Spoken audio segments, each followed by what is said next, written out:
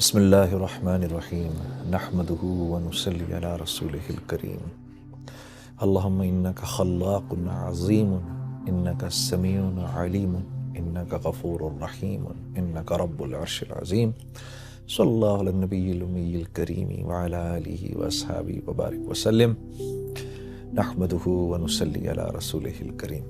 قابل احترام بھائیو، دوستو اور بزرگو، آج جب میں بات کرنے سے پہلے گھر سے آ رہا تھا تو میرے دماغ میں ایک بات گھوم رہی تھی جو آج سے تقریباً 18 سال پہلے کی ہے، اور مجھے یاد ہے کہ میں پہلی دفعہ اللہ کے راستے میں نکلا، لمبے لمبے میرے بال تھے، جینز ٹی شرٹ میں نے پہنی ہوئی تھی، مسجد میں جا کے بیٹھا، اور اس وقت عشاء کے بعد کا ٹائم تھا، مسجد میں کوئی تھا نہیں، لوگ جا چکے تھے، اکا دکا لوگ تھے۔ تو ایسے میں نے قرآن پکڑا، قرآن پکڑ کے میں نے کھولا بڑے عرصے بعد، تو جن آیتوں پر میری نظر پڑی، قرآن کھولا تو 18واں پارہ کھل گیا، اور جن آیتوں پر میری نظر پڑی اس میں سے پہلی آیت تھی قد افلح المؤمنون، اور نیچے اس کے معنی لکھے ہوئے تھے بالتحقیق کامیاب ہو گئے مومنین۔ تو میں اس کو دیکھتا رہا، اس آیت کو دیکھ کے آگے میرے سے پڑھا نہیں گیا، مجھے خیال آیا کہ کامیاب ہو گئے مومنین۔ تو کامیابی تو میرے نزدیک اس وقت کوئی اور چیز تھی، اس وقت میرے نزدیک کامیابی تھی پیسے کا ہونا، شہرت کا ہونا، نام کا ہونا، مال کا ہونا، لوگوں میں جانا، پہچانا جانا، یہ میرے نزدیک کامیابی تھی۔ لیکن مجھے اس بات کا بھی احساس تھا کہ یہ اللہ کا کلام ہے، اور کچھ تھوڑا بہت میرا وقت کیونکہ لگ چکا تھا، تو مجھے اس بات کا احساس ہو گیا تھا کہ اصل کامیابی تو وہ ہے جو اللہ کے ہاں کامیابی ہے، اصل کامیابی وہ نہیں ہے جس کو میں کامیابی کہوں۔ یہ بات بھی ذرا سمجھنے کی ہے۔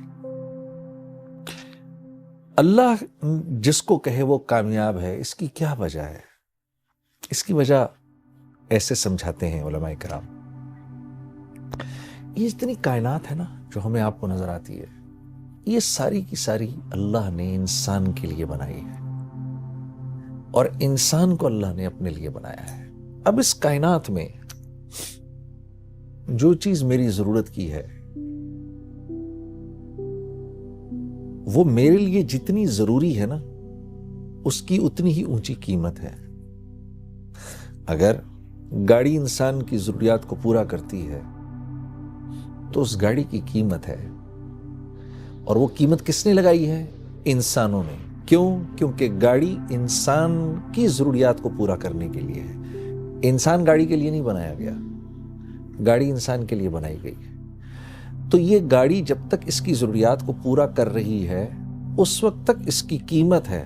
جس دن یہ انسان کی ضروریات کو پورا کرنا بند کر دے گی اور اس کی جگہ کوئی اور چیز اس سے بہتر ضرورت پورا کرے گی، تو یہ سڑک پہ چلنے والی تمام گاڑیاں لوہے کے بھاؤ بکیں گی، یہ اپنی قیمت چھوڑ دیں گی۔ کیوں؟ اب انسان کے ہیں ان کی کوئی قیمت نہیں۔ تو یہ جتنی کائنات ہے، اس کی ہر چیز کو اللہ نے انسان کے لیے بنایا ہے۔ پھل، سبزیاں، یہ بہتے جھرنے، یہ دریا، یہ ہوائیں، یہ بدلتے موسم، یہ سب انسان کے لیے، اس کو سکھ پہنچانے کے لیے ہے۔ اور اس کائنات میں جو کچھ ہے وہ جتنی انسان کی ضرورت کو پورا کر رہا ہے اتنا ہی قیمتی ہے، اور جو انسان کی ضرورت کو پورا نہیں کر رہا وہ اتنا ہی بے قیمت ہے۔ کیوں؟ کائنات انسان کے لیے بنی ہے۔ اسی طرح کیونکہ انسان اللہ کے لیے بنا ہے تو انسان کی قیمت بھی اللہ ہی لگاتے ہیں، انسان خود اپنی قیمت نہیں لگا سکتا۔ بڑے بڑے بادشاہ آئے، بڑے بڑے کر و فر کے ساتھ آئے۔ فرعون نے تو اپنے آپ کو آ کر کہا انا ربکم الاعلی، میں تو بہت بڑا رب ہوں، کہتا پھرے، کیونکہ اللہ کے ہاں بے قیمت ہے تو دنیا سے تو مرنے سے پہلے ہی اللہ نے اس کو بے قیمت کر دیا، اور مارنے کے بعد اللہ نے اس کو پرزرو کر دیا اور آنے والی نسلوں کے لیے عبرت کا نشان بنا دیا۔ کیوں؟ کیونکہ یہ اللہ کے ہاں بے قیمت تھا، اب یہ قیامت تک بے قیمت رہے گا۔ کوئی اپنے آپ کو کچھ بھی سمجھتا پھرے؟ جو اللہ کے ہاں قیمتی ہے وہ دراصل قیمتی ہے۔ کیوں؟ کیونکہ انسان بنا اللہ کے لیے ہے۔ وَمَا خَلَقْتُ الْجِنَّ وَالْإِنسَ إِلَّا لِيَعْبُدُونَ، ہم نے جن و انس کو بنایا ہی اس لیے ہے کہ یہ ہمارے بن کے رہیں۔ اللہ، جیسے ہم کہتے ہیں نا لا الہ الا اللہ، نہیں کوئی معبود سوائے اللہ کے، ہو ہی نہیں سکتا۔ بالکل اسی طریقے سے نہیں بنایا ہم نے جن و انس کو سوائے اس کے لیعبدون، کہ میری عبادت کریں، میرے بن کے رہیں۔ انسان بنا اللہ کے ہاں ہے، کہ اللہ کے لیے ہے، انسان اللہ کے لیے بنا ہے، اس لیے اس کی قیمت بھی اللہ ہی لگاتے ہیں۔ تو جب میں نے پڑھا نا قد افلح المؤمنون، کامیاب ہو گئے مومنین، تو مجھے تھوڑی دیر کے لیے لگا جنید تو اپنے آپ کو کتنا کامیاب سمجھتا ہے، اپنے آپ کو کتنا بڑا سٹار سمجھتا ہے، چیک تو کر، کیا تو واقعی ان کامیاب لوگوں میں سے ہے؟ کیا تو واقعی اتنا کامیاب ہے جتنا کامیاب تو اپنے آپ کو سمجھتا ہے؟ تو میں نے ان اگلی 10 آیتوں کو پڑھنا شروع کیا کہ یہ آیتیں کیا کہہ رہی ہیں۔ قد افلح المؤمنون، بالتحقیق مومنین کامیاب ہو گئے۔ اب یہ مومنین ہیں کون؟ یہ تو دیکھیں، تو ان کی پہلی صفت کیا ہے؟ الذین هم فی صلاتهم خاشعون، جب نماز میں کھڑے ہوتے ہیں، اللہ اکبر، جب نماز میں کھڑے ہوتے ہیں تو ساری کائنات کو بھول جاتے ہیں۔ جب کہتے ہیں نا اللہ اکبر، علماء کرام فرماتے ہیں جب ہم یوں کرتے ہیں نا اللہ اکبر، تو ہم دراصل پوری ہمارے کرنے کا مطلب یہ ہوتا ہے اللہ کا جتنا ما سوا ہے اب چلا جائے پیچھے، ہمارا اس سے فی الحال کوئی واسطہ نہیں، کیونکہ ہم بادشاہوں کے بادشاہ، ہم اپنے خالق، اپنے مالک، اپنے اس رب کے سامنے کھڑے ہونے لگے ہیں جو وحدہ لا شریک ہے، جو واحد ہی نہیں ہے، وہ احد ہے۔ واحد ایک کو کہتے ہیں، احد اس کو کہتے ہیں جو ایک بھی ہو اور جس جیسا دوسرا ہو ہی نہیں سکتا۔ اس لیے اللہ رب العزت نے ہمارے نبی صلی اللہ علیہ وسلم سے فرمایا، میرے نبی یہ آپ سے پوچھتے ہیں آپ کا رب کیا ہے، کون ہے؟ آپ فرمائیے قل هو اللہ احد۔ تمہارے اتنے دماغ ہیں ہی نہیں کہ تمہیں اللہ رب العزت شرح صدر ہوں کہ اللہ ہیں کیسے؟ اللہ احد ہیں، اللہ جیسا دوسرا کوئی ہے ہی نہیں۔ تو جب ہم یوں کرتے ہیں نا اللہ اکبر، تو ہم اس احد ذات کے سامنے جا کر کھڑے ہو گئے ہیں جس جیسا کوئی دوسرا ہے ہی نہیں۔ کیوں؟ وہ اکیلا خالق ہے، اس جیسا کوئی خالق ہے ہی نہیں، ہو ہی نہیں سکتا اس کے، بلکہ اس جیسا کوئی خالق تو کیا کہنا، اس کے سوا کوئی تخلیق دے ہی نہیں سکتا۔ انسان ایجادات کرتا ہے۔ ایک صاحب نے مجھ سے کہا کہ بھائی دیکھیں نا، یہ کاغذ تو ہم نے بنایا، انسان نے بنایا، گاڑیاں ہم نے بنائی ہیں۔ میں نے کہا ایک منٹ، انسان جب کسی چیز کو تخلیق دیتا ہے نا تو اس میں 4 پروسیسز ہوتے ہیں۔ انسان کی تخلیق میں 4 پروسیسز ہیں، جن میں سے 1 2 3 اللہ کے ہیں، 1 انسان۔ اللہ کے 3 پروسیسز کیا ہیں؟ جس چیز سے انسان نے جو چیز انسان نے تخلیق کی ہے اس کے انگریڈینٹس کا بنانے والا ایک اکیلا اللہ ہے. پہلی بات یہ. دوسری بات یہ، ان انگریڈینٹس کی جو کوالٹیز اور جو پراپرٹیز ہیں، ان میں پانی کا پیاس بجھانا، لوہے کا سخت ہونا، لکڑی کا ہونا،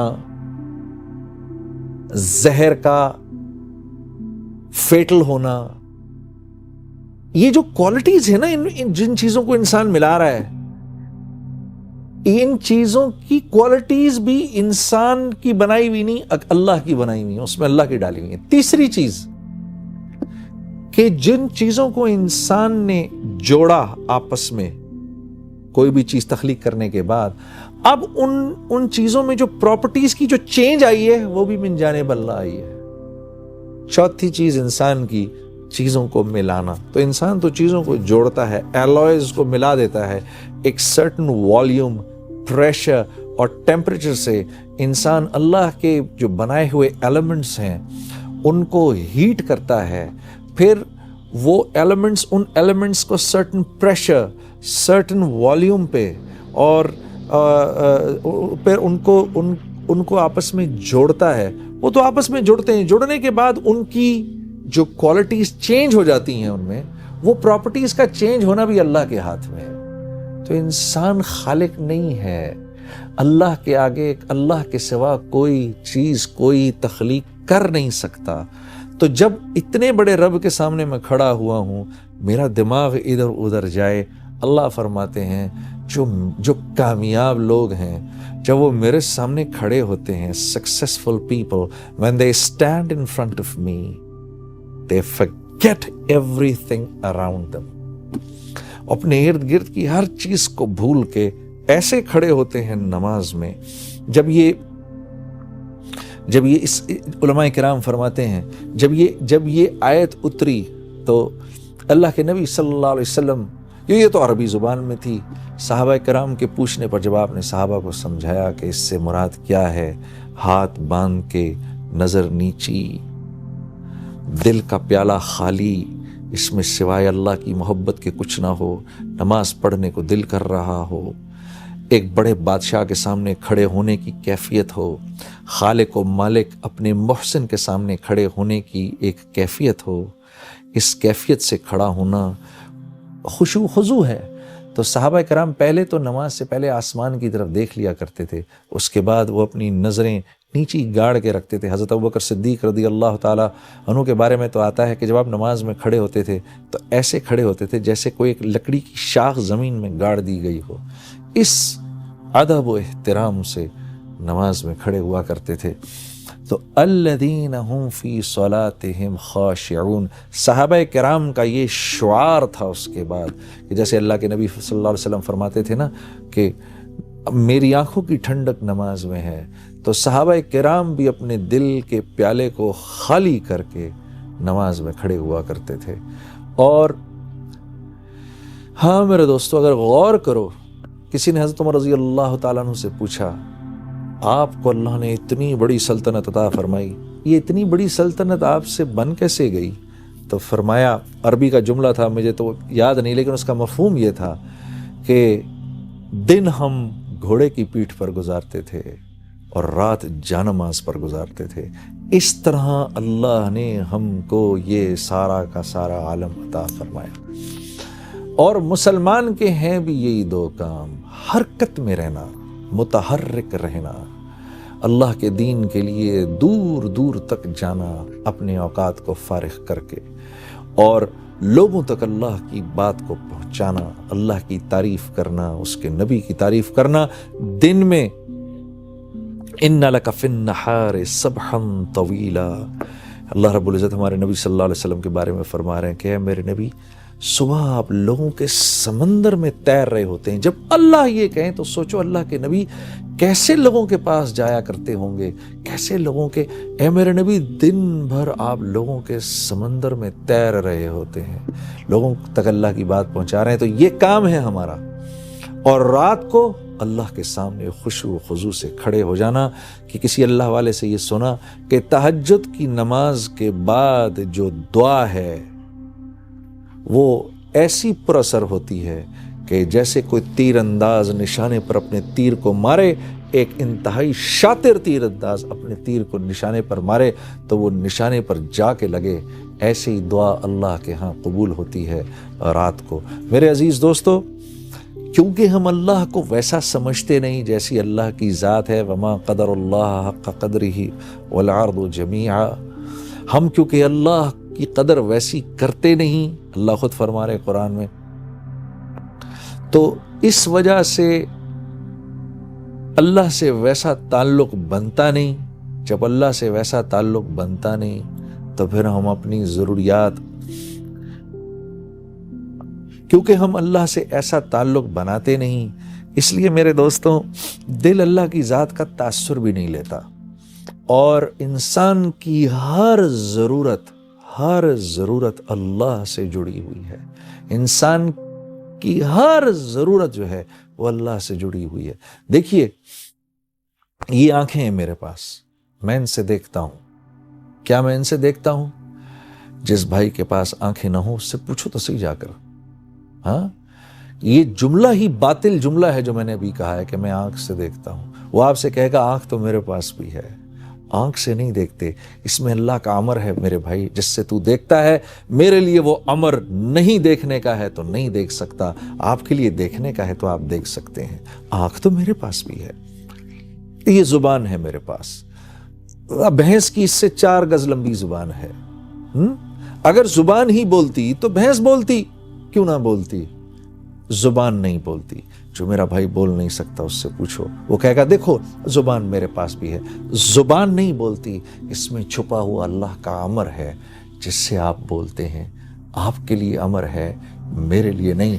اللہ الذی خلق 7 سماوات ومن الارض مثلہن یتنزل الامر بینہن لہ ملک السماوات والارض والی اللہ ترجع الامور۔ یہ وہ رب ہے کہ دنیا میں ہونے والا ہر امر اپنے ہونے سے پہلے اللہ سے پوچھتا ہے، یا اللہ تو مجھے بتا میں نے کیسے ہونا ہے۔ عزیز دوستو، کیونکہ دل اللہ کی ذات کے تاثر سے خالی ہے، اس لیے نماز میں جی نہیں لگتا، اور نماز سے اپنی ضروریات کے پورا ہونے کا یقین بھی نہیں ہوتا۔ جب ہم لوگوں کے سامنے اللہ کی تعریف کرتے ہیں تو اس یقین کو ٹھیک کرنے کے لیے کرتے ہیں کہ ملے گا تو اللہ کے ہاں سے ملے گا، کریں گے تو اللہ کریں گے۔ ہاں جو کچھ جہاں سے ہوتا آ رہا ہے وہاں سے نہیں ہو رہا، کرنے والی ذات اللہ کی ہے۔